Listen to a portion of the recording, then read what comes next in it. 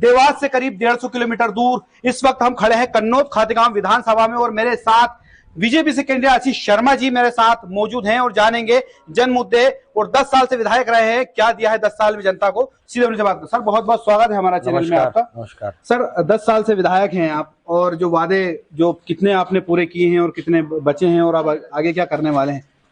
देखिए, विकास लगातार चलने वाली प्रक्रिया है। हमने काम किया, इसलिए लगातार 2 बार भारतीय जनता पार्टी ने मुझे प्रत्याशी बनाया। यहाँ की जनता ने आशीर्वाद दिया। सिंचाई परियोजनाओं पर काम चल रहा है, लगभग 120 से अधिक गाँव में। सड़कों का विकास हमने किया है, नेशनल हाईवे का काम चल रहा है, रेल लाइन का काम चल रहा है, कॉलेज बिल्डिंग बनाया है, हॉस्पिटल बिल्डिंग बनाया है, स्टेडियम बनाया है और नर्मदा जी के सौंदर्यीकरण के लिए भी काम किया है।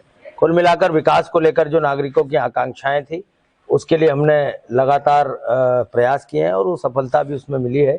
आने वाले समय में पूरा विधानसभा क्षेत्र का प्रत्येक किसान का खेत सिंचाई सुविधा से लाभान्वित हो, इसके लिए हम काम कर रहे हैं। विधानसभा क्षेत्र के समस्त ग्रामों की समूह पेयजल योजना स्वीकृत हो चुकी है, वर्क ऑर्डर उसके हो चुके हैं। आने वाले 1 से 1.5 वर्ष में हर गांव तक नर्मदा जी का पानी पीने के लिए पहुंचने वाला है। ये सब वो उपलब्धियां हैं जिसके कारण इस बार भी हमें जनता का आशीर्वाद मिलेगा। भैया, जिससे मुकाबला आपका होने वाला कहीं न कहीं वो आपके थे, जो अब कांग्रेस है वो आपके सामने है, कितनी बड़ी चुनौती मानते हैं आप दीपक भैया को? मैं कोई चुनौती नहीं मानता। विपक्ष होने के नाते किसी न किसी से तो हमारा मुकाबला होना ही था। यहाँ की जनता बहुत समझदार है।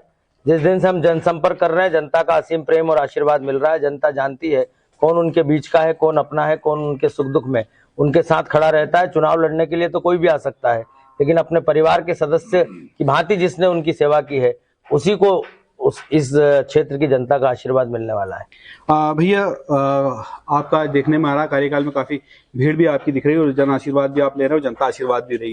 उसके बावजूद भी आखिर बीजेपी के जो लोग हैं आपकी पार्टी के, उसमें भागम भाग मची हुई, कई लोग जो है कांग्रेस में ज्वाइन हो रहे हैं बीजेपी को छोड़ के। क्या कारण है? क्या आपसे नाराज हैं या पार्टी से? देखिए, हमारे यहाँ एक कहावत है, पहले शादी होती है बाद में मुकलावा होता है। जो लोग जा रहे हैं उनकी शादी पहले ही कांग्रेस से हो चुकी थी, अब तो केवल उनके मुकलावे की औपचारिकता हो रही है, इसलिए वो जा रहे हैं, तो हमें कोई चिंता नहीं है।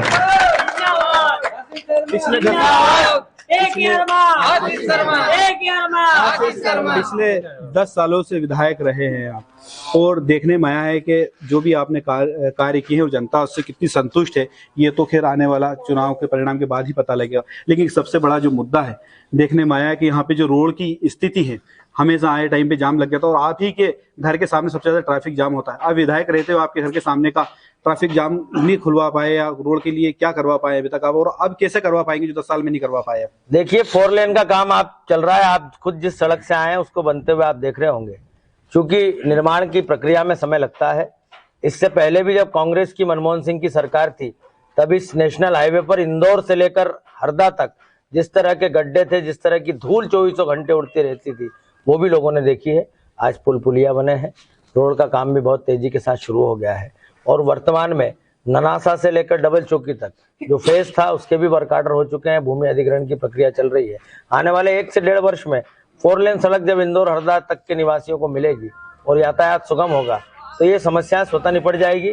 कन्नौज का भी बाईपास स्वीकृत कराया है, खातेगांव का भी बाईपास निर्माणाधीन है, ननासा का भी बाईपास है, संदलपुर का भी बाईपास है। आने वाले समय में इन बाईपास के बन जाने से भी जाम से मुक्ति मिलेगी। भैया, बागली और कन्नौज खातेगांव में देखने में आया है कि जिला बनाव को लेकर काफी आप में दोनों में जद्दोजहद चल रही है। वहाँ के लोग बोल रहे हैं कि जिला अगर बागली को बनाया जाए और इधर जो कन्नौज खातेगांव, आपने 10 साल में क्या प्रयास किए हैं जो कन्नौज को जिला बनाए जाने के, या फिर आपको लगता है कि आप जीतने के बाद इसको जिला बनाएंगे? देखिए, देवास जिले का जब विभाजन होगा तो स्वाभाविक है 2 से 2.5 विधानसभा का एक जिला बने तो बेहतर रहता है। हमने बागली के लोगों से भी मांग की कि अगर देखा जाए भौगोलिक दृष्टि से भी तो हमारी दूरी देवास जिले से सबसे ज्यादा है, इसलिए हमारा अधिकार सबसे पहले है।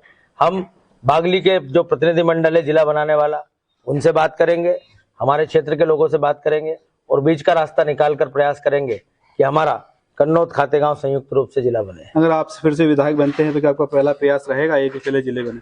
बिल्कुल, जिला बनना चाहिए, प्रशासनिक सुविधा की दृष्टि से आवश्यक है ही, और हम इस विषय में काम भी करेंगे। लेकिन बगैर आम सहमति के जिला बनाना ना तो बागली के लिए संभव है ना खातेगांव के लिए संभव है। भैया, जैसे बात की जाए यहाँ पे डंफरों की, तो यहाँ पे मौत की शक्ल में जो है कि डंफर दौड़ते हैं, कई लोगों को उसने रोंदा है और कई लोगों को जो है कि मौत के घाट पहुंचा दिया है। आप 10 साल से विधायक हैं, आपने क्या प्रयास किए ऐसे जो डंफर यहाँ पे ना दौड़े? आपके घर के सामने से ओवरलोड डंफर जाते हैं, रेत के, और कई लोग तो बिना रॉयल्टी के होते हैं, अधिकांश उसमें से नाम आता रहा है, कहीं ना कहीं आशीष बिहार से जुड़े हुए लोग हैं जो उनके देखिए, दम पर चलते हैं। मेरा विधानसभा क्षेत्र का हर व्यक्ति जानता है कि आशीष शर्मा क्या है। पिछले 10 साल में विपक्ष ने इस तरह के कई अनर्गल आरोप लगाए। अगर मेरा एक भी डंपर हो तो मैं राजनीति से संन्यास ले लूंगा। जो लोग धंधा करते हैं, जो लोग काम करते हैं, इस तरह के व्यापार में जो लोग जुड़े हैं, उन पर प्रशासन समय समय पर कार्रवाई करता है। अभी इस पिछले हफ्ते ही लगभग 10 वाहनों पर प्रशासन ने कार्रवाई की है। चूंकि नर्मदा जी का क्षेत्र है, सरकार ने ठेके दिए हैं, मकान बनाने के लिए निर्माण कार्यों में रेत की आवश्यकता होती है। अगर यहाँ से रेत नहीं जाएगी तो आपके देवास में भी मकान और रोड के काम बंद होना शुरू हो जाएंगे। सब काम नियमों के अनुरूप हो, इसके लिए खनिज विभाग भी, प्रशासन भी, राजस्व विभाग भी समय समय पर दंडात्मक कार्रवाई करता है। ओवरलोड वाहनों पर भी सर्वाधिक कार्रवाई अगर कहीं पर हुई है तो इस खातेगांव विधानसभा क्षेत्र में हुई है। भैया 10 साल में देखने में आया है कि आपने काम किए हैं, कार्रवाई भी हुई है, ये बात भी सही है, इसको झुटला नहीं सकता, लेकिन उसके बाद भी ओवरलोड डंपर रुके नहीं है भैया। लगातार मौत का आंकड़ा दिन पे दिन बढ़ता ही जा रहा है। ओवरलोड डंपर आपके घर के सामने से गुजरते हैं, जिसको 24 घंटे आप देखते होंगे। मजबूत ऐसा कोई प्रयास कि जिससे ओवरलोड डंपर बंद हो जाए और जो मौतें हो रही है लगातार मासूमों की, उस पर लगाम लग सके। देखिए, खनिज विभाग लगातार कार्रवाई करता है। जितनी शिकायतें आती, कन्नौज, खातेगांव, नेमावर, बिजवाड़, इन पुलिस थानों का रिकॉर्ड आप उठाकर देख लीजिएगा। सर्वाधिक ओवरलोड डंपरों पर कार्रवाई यहाँ पर हुई है। हम भी नहीं चाहते कि इस तरह का कोई अवैध परिवहन करे। प्रशासन की जिम्मेदारी है, प्रशासन को ताकीद भी किया जाता है कि आप इस तरह की कार्रवाई करें। पुलिस की आप बात कर रहे हैं, लगातार 1 महीने से लगातार आपके क्षेत्र में लगातार चोरियां हो रही, पुलिस ट्रेस नहीं कर पा रही है। देखिए, अजनास की चोरी पुलिस ने पकड़ी है, खातेगांव की चोरी पुलिस ने पकड़ी है, वाहन चोर गिरोह पकड़ा है, मादक पदार्थों की बिक्री करने वाले लोगों को पकड़ा है। और जहां भी जैसी घटना होती है पुलिस तत्परता पूर्वक कार्रवाई करती है। घटनाओं को खुलने में समय लगता है, लेकिन पुलिस प्रशासन पूरी मुस्तैदी के साथ काम कर रहा है। एक आखिरी और अहम सवाल भैया, जिस तरह से विधायक जीत जाते हैं और जीतने के बाद पार्टी बदल लेते हैं, आपको उस पर क्या नजरिया? ऐसा होना चाहिए या नहीं होना चाहिए? क्योंकि जनता जब वोट देने का उसको हक है, जनता के ने पहुंचाती है, और उसी के बोर्ड पर अगर विधायक पार्टी बदल ले तो जनता क्या सोचती है, इसको हम आकलन करके देख सकते हैं। आपकी नजर में क्या है, ये सही है गलत? देखिए, जनप्रतिनिधि को जनता बड़ी विश्वास के साथ चुनती है। हम तो जिस राजनीतिक दल के कार्यकर्ता हैं वो वैचारिक आधार पर बहुत मजबूत है। और आज हम भारतीय जनता पार्टी में इसीलिए हैं क्योंकि इसकी जो विचारधारा है वो हर भारतवासी को, हर राष्ट्रभक्त को सूट करती है। और इसलिए भारतीय जनता पार्टी का कोई भी कार्यकर्ता यदि भारतीय जनता पार्टी की सेवा करता है तो वो राष्ट्र की सेवा ही करता है।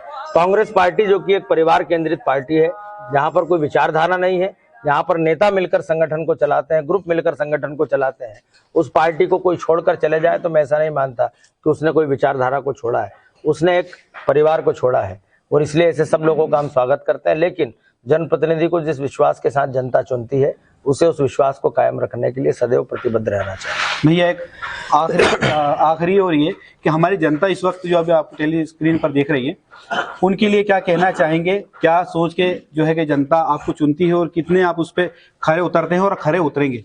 देखिए, हमने जो काम किया उसका फैसला करने का अधिकार तो अंतोगत्वा जनता को ही है।